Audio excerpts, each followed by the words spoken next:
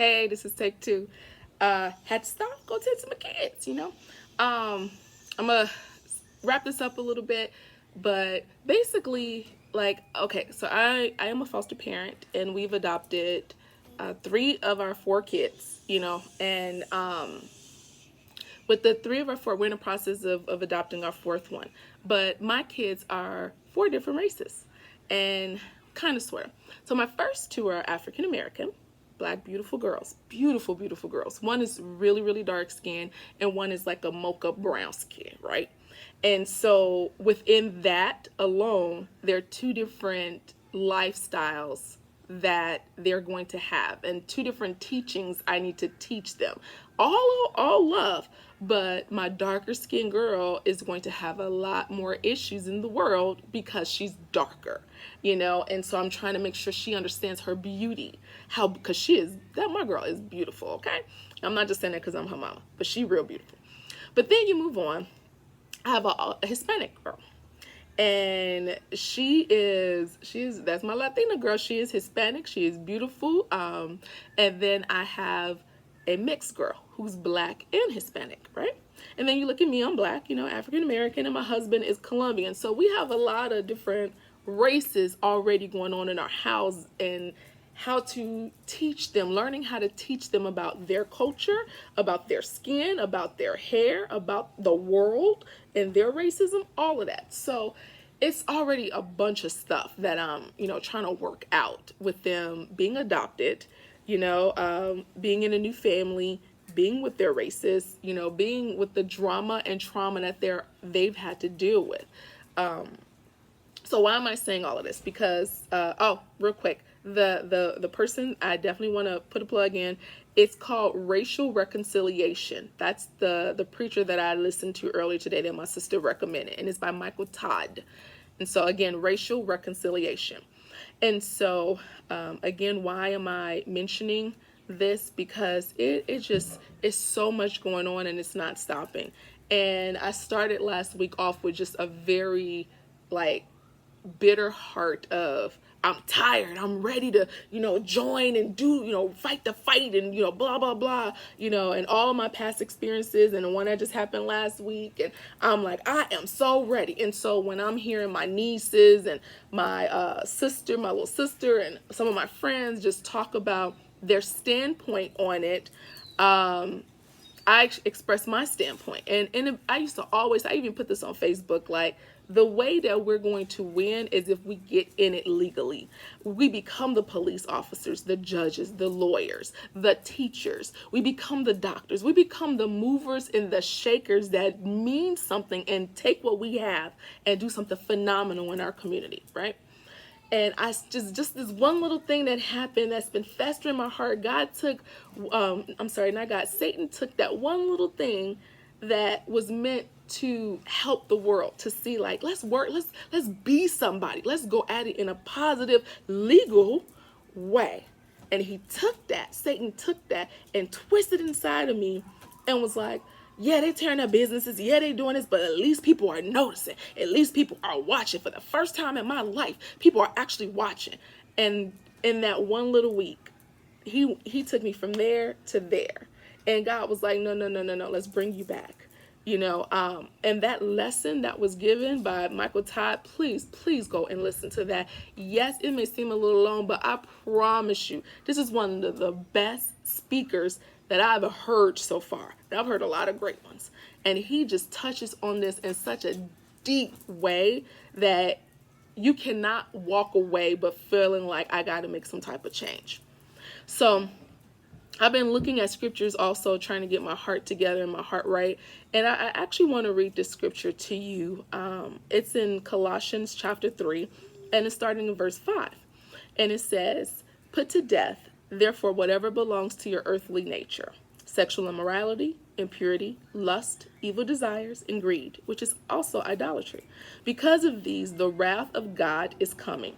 You used to walk in this way in the life you once lived. But now you must also rid yourself of all of these things: anger, rage, malice, slander, and filthy language from your lips. Do not lie to each other, since you have taken off your old self with its practices and have put on the new self, which is being renewed in knowledge in the image of its creator. Here there is no Gentile or Jew, circumcised or uncircumcised, barbarian or Scythian, slave or free, but Christ is all and is in all. Therefore, as God's chosen people, holy and dearly loved, clothe yourselves with compassion, kindness, humility, gentleness, and patience. Bear with each other and forgive one another if any of you has a grievance against one another. Forgive as the Lord forgave you. And over all these virtues, put on love, which binds them together in perfect unity. That was through 14. Colossians 3, verse 5 through 14. And I feel like this scripture really sets the tone for how I was last week and how God brought me back. Even in the midst of the chaos that was happening with me personally, how he was just like, you put on a new self. You are completely different from your old self. The old Shantae will be like, fight that fight. You know, the renewed Shantae is like, there's a better way to go about it. It's one, remembering that I'm your Lord, that this is not your fight, this is my fight, that you are not the same person that you have been, that you do not fight what Satan is doing with evil and hatred. You fight it with love, you know, and he put me in certain situations, like my next door neighbor. We've been here a year and a half, and my next door neighbor, the first day I met them, I instantly was like, they're racist. And again, I was like, don't think that way, because you just don't know. Because we were moving in and we're only a couple feet away from each other. And I'm like, hi, you know, hey, how you guys doing? And they literally deliberately ignored me. Then when I lift their head up for me, and I'm like, maybe they didn't hear me. And I'm like, you know, people who know me know I'm loud. So I don't know how they didn't. But I was just like, maybe they didn't hear me. So I said it again, hey, hi, nothing. So I was like, okay, leave it alone. Did that over and over and over again, because my pride was like, you gonna say hi to me. I'm not gonna live next to you and be disrespected this way and feel like I can't be next to you because of XYZ and blah, blah, blah. So you gonna say I'm demanding my hi, right? So went on for months. Hi, nothing. Hi, nothing. Hello, nothing. Well, about a little over 6.5 months went by, still nothing, right? Then one day, their daughter comes out to play with my kids. Here's my heart. Oh, now you want to come and intertwine with me and my family? You don't even got the decency to say hi to me, but you want your child to play with my kid? Well, no, screw that, no. And I'm human, God. I'm human, y'all. I'm human. You know, like, I make mistakes too. I got feelings too. You know, and I ain't perfect, and God got to work with me. He got to work through me. You know. And so he had to work with me and stuff. So you fast forward, it's been a year and a half. I still say hi. I let the kids play together, let them do, you know, whatever. And but I'm feeling some kind of way because they are not being loving, respectful, won't even give me the decency of saying hi back to me, knowing that I'm saying hi to them.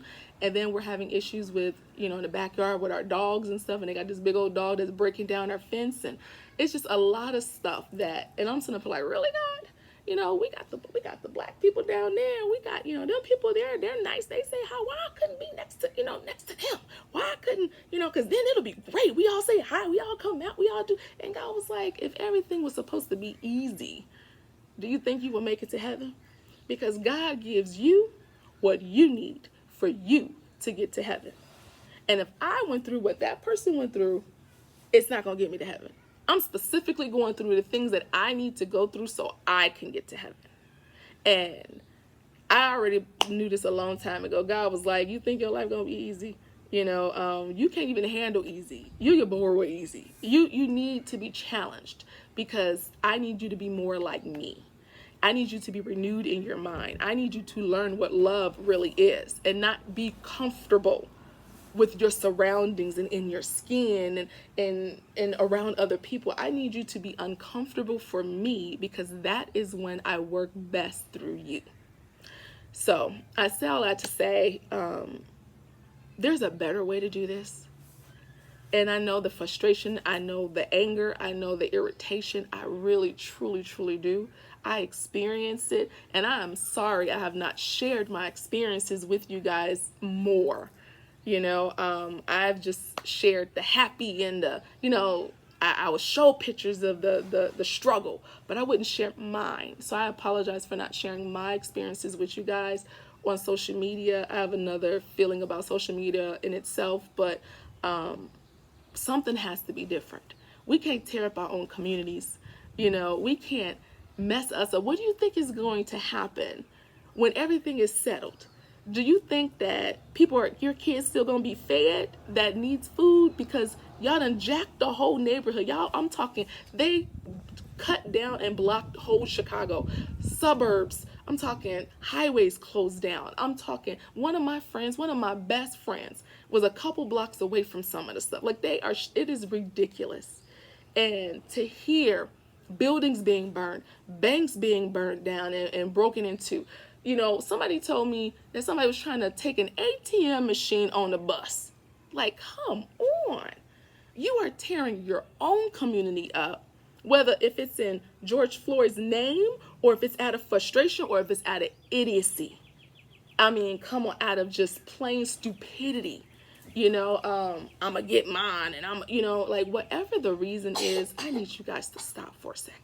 I need you to understand that this is not your fight.